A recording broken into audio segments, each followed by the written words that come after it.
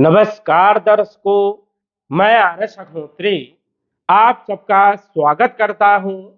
दर्शकों, आज हम बात करेंगे साप्ताहिक राशिफल में कन्या राशि वालों के लिए 2 मार्च से लेकर 8 मार्च तक का यह सप्ताह कैसा रहने वाला है।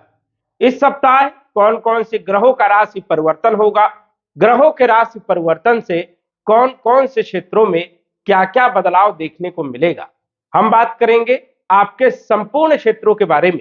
तो आइए जानते हैं। उससे पहले यह समझिए कि यह फलादेश चंद्र राशि पर आधारित है। नाम राशि के आधार पर भी जान सकते हैं और लग्न राशि के आधार पर भी जान सकते हैं। ये जो आप कुंडली देख रहे हैं, 2 मार्च से लेकर 8 मार्च तक ग्रहों की स्थिति सौर मंडल में किस प्रकार से रहने वाली है, यहां पर आप समझ सकते हैं। इस सप्ताह चंद्रमा कर्क राशि में, सिंह राशि में, कन्या राशि में और तुला राशि में गोचर करते हुए दिखेंगे। शुक्र इस सप्ताह 2 तारीख को 2 मार्च को राशि परिवर्तन करके उच्च राशि में मीन राशि में सप्तम भाव में गोचर करेंगे। अन्य ग्रहों की युति के बारे में बात करें तो राहु बुध सूर्य मंगल छठे भाव में गोचर करेंगे, शनि सप्तम भाव में शुक्र के साथ, गुरु जो है आपके दसम भाव में मिथुन राशि में और केतु जो है आपके 12वें भाव में सिंह राशि में गोचर करते हुए देखेंगे। अब हम जानेंगे कि इन ग्रहों का प्रभाव हमारे किन क्षेत्रों के लिए बढ़िया रहने वाला है, किन क्षेत्रों के लिए सावधानी रखना है, बचाव के लिए हमें क्या उपाय करना चाहिए। तो आइए जानते हैं। सबसे पहले तो हम बात करेंगे चंद्रमा के बारे में, क्योंकि चंद्रमा का फलादेश ना तो मासिक राशिफल में होता, ना त्रैमासिक में होता और ना ही वार्षिक राशिफल में होता। चंद्रमा का जो राशिफल है वो तो 1-2 दिन का राशिफल या साप्ताहिक राशिफल में ही चंद्रमा का जिक्र होता है। और चंद्रमा सभी ग्रहों में से सबसे महत्वपूर्ण है, क्योंकि चंद्रमा हमारा मन है। चंद्रमा मन और मस्तिष्क पर विशेष रूप से प्रभाव डालने का काम करता है। आपने अनुभव किया होगा कि महीने में कुछ ऐसे दिन होते हैं या फिर हफ्ते में कुछ ऐसे दिन होते हैं जो कि आपके खराब बीतते। चंद्रमा यदि गोचर कर रहा है, अच्छी स्थिति में है, तो मन प्रसन्न रहेगा, कामकाज करने में मन भी लगेगा और हमें सफलता भी मिलेगी। लेकिन यही चंद्रमा पाप प्रभाव में है, त्रिक भाव में गोचर कर रहा है, तो हमें संभल करके कार्य करना चाहिए, क्योंकि बनते बनते काम बिगड़ जाते हैं, मन अशांत रहता है, किसी से बहस हो जाती है, काम करने का मन नहीं लगता है और कार्यों में गलतियां होती है। तो आप जान सकते हो कि चंद्रमा इस सप्ताह किस पोजीशन में रहेंगे और हमारा कौन सा अच्छा दिन है, क्या हमें करना चाहिए, क्या नहीं करना चाहिए, आइए जानते हैं। तो चंद्रमा इस सप्ताह 2 तारीख की यदि हम बात करें तो 2 तारीख को चंद्रमा सुबह 8 बजे तक कर्क राशि में अपनी राशि में गोचर करेंगे। समय बढ़िया रहेगा, क्योंकि एकादश भाव में चंद्रमा अच्छे परिणाम देते हैं और अपनी राशि में रहेंगे। तो सुबह 8 बजे तक यदि कोई भी काम करना चाहते हैं तो उसमें आपको सफलता मिलेगी। हर क्षेत्रों में मन भी प्रसन्न रहेगा। लेकिन 8 बजे के बाद चंद्रमा आ जाएंगे आपके 12वें भाव में सिंह राशि में केतु के साथ गोचर करेंगे। 2 तारीख को, 3 तारीख को और 4 तारीख को दोपहर 1:46 तक। मतलब 2 तारीख का पूरा दिन, 3 तारीख का पूरा दिन और 4 तारीख का दिन दोपहर 1:46 तक चंद्रमा 12वें भाव में रहेंगे। यहां पर अच्छे परिणाम नहीं देंगे। ये मालिक लाभ भाव के हैं। एकादश भाव के मालिक चंद्रमा द्वादश भाव में गोचर करेंगे तो खर्चे खूब करवाएंगे, क्योंकि लाभ का मालिक व्यय भाव में गोचर करेगा तो स्वाभाविक है जो लाभ होगा वो खर्च हो जाएगा, जो पैसा आएगा वो किसी भी कार्य में खर्च होगा। 12वें भाव के चंद्रमा मानसिक टेंशन बहुत ज्यादा देते हैं, मन डिस्टर्ब रहेगा, काम काज करने में मन लगेगा नहीं, शरीर में वीकनेस रहेगी, हेल्थ पर आपको ध्यान रखना है। सर्दी जुकाम कफ वाली प्रॉब्लम आपकी बढ़ सकती है या होने की संभावनाएं भी है। यात्राएं यदि आप करते हैं तो कुछ परेशानियां भी देखने को मिल सकती है। तो यहां पर चंद्रमा की पोजीशन जो है देखा जाए तो अच्छी नहीं रहने वाली। 4 तारीख तक दोपहर तक, दोपहर 1:46 4 तारीख को ही आपकी राशि में कन्या राशि में चंद्रमा आ जाएंगे। अब चंद्रदेव कन्या राशि में गोचर करेंगे 4 तारीख को, 5 तारीख को और 6 तारीख को।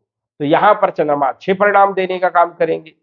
चंद्रमा लाभ के मालिक हैं, लगन में गोचर कर रहे हैं, जो आपके मन में है वो इच्छा आपकी पूरी हो सकती है, क्योंकि इसे इच्छा पूर्ति राजयोग भी कहते हैं। मन में जो चीजें हैं वो आपको लाभ मिल सकता है। कार्यों में सफलता मिलेगी, मन प्रसन्न रहेगा, कहीं से धन की प्राप्ति होगी, अकस्मात कोई काम बन सकता है, बनते बनते जो काम बिगड़ रहे थे वो काम अब बनेंगे। तो स्थिति यहाँ पर बहुत अच्छी है, मन भी प्रसन्न रहेगा, कामकाज में सफलता भी मिलेगी और इच्छा की पूर्ति भी होगी। 6 तारीख को रात्रि 10 बजे आ जाएंगे तुला राशि में, तो यहाँ पर 7 तारीख को और 8 तारीख को रहेंगे, यहाँ पर और अच्छे परिणाम मिलेंगे, क्योंकि लाभ का मालिक धन भाव में गोचर करेगा, तो स्वाभाविक है कि धन में लाभ होगा, धन लाभ होगा, कुटुंब परिवार की स्थिति बेहतर होगी, कोई यदि धन से जुड़ा हुआ काम रुका हुआ था वो काम आपका बन जाएगा, आय के स्रोत आपके बनेंगे, आपकी इच्छा की पूर्ति होगी। तो यहां पर भी चंद्रमा आपको अच्छे परिणाम देने का काम करेंगे। मतलब 4 तारीख से लेकर 8 तारीख तक चंद्रमा की पोजीशन अच्छी है, कोई भी काम यदि आप करते हो उसमें आपको सफलता मिलने के चांसेस सबसे ज्यादा यहाँ पर रहने वाले हैं। लेकिन किन क्षेत्रों पर अच्छी सफलता मिलेगी, अन्य ग्रहों का भी सपोर्ट हमें मिलना चाहिए। तो अन्य ग्रहों के बारे में यदि चर्चा करें तो बुध आपके प्रमुख ग्रह है, मुख्य ग्रह है इस कुंडली में, जो कि लगन के मालिक है, साथ ही साथ कैरियर के भी मालिक है, दसम भाव के मालिक है, गोचर कर रहे हैं छठे भाव में। अब छठे भाव में बुध देखा जाए तो काल पुरुष की कुंडली में बुध का ये पक्का भाव माना जाता है, तो यहाँ पर मिले जुले परिणाम देखने को मिलते हैं। स्वास्थ्य के लिए देखा जाए तो स्थिति यहाँ पर ठीक ठाक है, कॉन्फिडेंस जो है थोड़ा कम ज्यादा हो सकता है, ये आपको विशेष तौर पर ध्यान रखना है। कैरियर के लिए कोई नई नौकरी की तलाश में है तो नौकरी आपको मिल सकती है, प्रमोशन होने के योग भी यहाँ पर प्रबल है, एक अच्छी स्थिति यहाँ पर बन रही है। लेकिन थोड़ा कोई बड़ी बीमारियां यदि पहले से थी तो वो थोड़ी बढ़ सकती है, ये आपको विशेष तौर पर ध्यान रखना है। और बुध जो है यहाँ पर मिले जुले परिणाम देंगे, क्योंकि स्वतंत्र रूप से यहाँ पर अच्छे परिणाम नहीं दे पाएंगे, इसलिए पन्ना रत्न धारण करके रखिए, जिससे बुध आपको अच्छे परिणाम देंगे, जिससे आपका हेल्थ अच्छा रहेगा और आपका कैरियर अच्छा रहेगा। इसलिए जीवन भर पहन के रखिए, पन्ना आपको पहन के रखना बहुत जरूरी है। धन के जो मालिक हैं शुक्र देव हैं, शुक्र आपके भाग्य के भी मालिक हैं, और गोचर कहां कर रहे हैं, गोचर कर रहे हैं आपके सप्तम भाव में, वो भी पंच महापुरुष राजयोग में से एक राजयोग मालव्य राजयोग बना रहे हैं। मालव्य पंच महापुरुष राजयोग अद्भुत स्थिति है, केंद्र त्रिकोण राजयोग भी बना रहे हैं, तो स्वाभाविक है कि इस सप्ताह धन की प्राप्ति होने वाली है, धन से जुड़े हुए काम आपके बनने वाले हैं, भाग्य का पूरा साथ आपको मिलने वाला है, कुटुंब परिवार की स्थिति भी बढ़िया रहने वाली है। वही देखा जाए तो मंगल आपके तीसरे भाव के मालिक हैं और अष्टम भाव के भी मालिक है, क्योंकि मंगल के पास भी 2 राशियां हैं, 1 नंबर 8 नंबर। मंगल गोचर करेंगे छठे भाव में। अब छठे भाव में मंगल अच्छे परिणाम तो देते हैं, लेकिन यहाँ पर राहु के साथ बैठे, बुध के साथ बैठे, मिले जुले परिणाम देंगे। हालांकि यहाँ पर विपरीत परिवर्तन राजयोग बन रहा है, तो अच्छी स्थिति यहाँ पर देखने को मिलेगी। भाइयों के साथ संबंध थोड़ा अच्छे बना करके चलना है, कम्युनिकेशन स्किल आपकी बढ़िया रहने वाली है। वही देखा जाए तो यात्राओं से भी आपको लाभ मिलेगा, अकस्मात कोई काम बन सकता है, कोई पद प्रतिष्ठा मान सम्मान आपको मिल सकता है, धन लाभ भी या विदेश से जुड़े हुए काम आपके बन सकते हैं, तो ये एक अच्छी स्थिति है। गुरु आपके चौथे और 7वें के मालिक हैं, 9 नंबर 12 नंबर गुरु का है, और गुरु जो है 3 नंबर में दसम भाव में कैरियर के भाव में गोचर कर रहे हैं, अच्छी पोजीशन में है, और चौथे भाव को देख भी रहे हैं। इसका मतलब यह है कि इस सप्ताह भूमि भवन प्रॉपर्टी से जुड़े हुए काम आप करेंगे तो उसमें आपको लाभ मिलेगा।